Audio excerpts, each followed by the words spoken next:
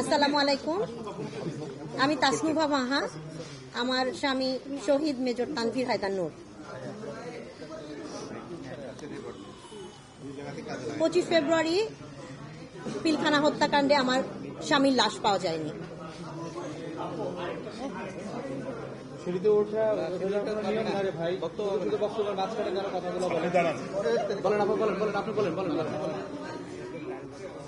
পঁচিশ 26 ফেব্রুয়ারির পিলখানা হত্যাকাণ্ডে আমার স্বামীর লাশ পাওয়া যায়নি।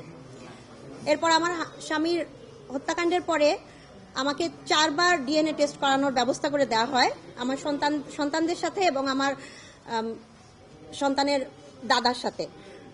করার পর থেকে এই পর্যন্ত তার 4 বার ডিএনএ টেস্ট হয়, কিন্তু আমাকে 10 মাস পরে একজনের লাশ দেওয়া হয়। সেই লাশটা 47 বছর বয়সী ছিল এবং 5 ফিট 5 ইঞ্চি হাইটের ছিল। যেখানে আমার হাজবেন্ড 25 ফেব্রুয়ারি 2009 সালে তার বয়স ছিল 28 বছর 5 মাস 25 দিন এবং তার হাইট ছিল 5 ফিট 10 ইঞ্চি, 5 ফিট 11.5 ইঞ্চি।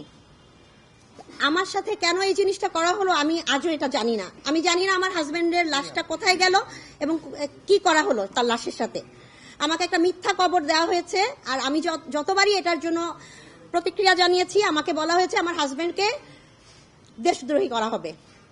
আজকে আমি মিডিয়ার সামনে বলতে চাই, অবশ্যই হত্যাকাণ্ডের বিচার হতে হবে এবং আমার হাজবেন্ডের জন্য সম্মানজনক একটা অবস্থা এনে দিতে হবে। ধন্যবাদ।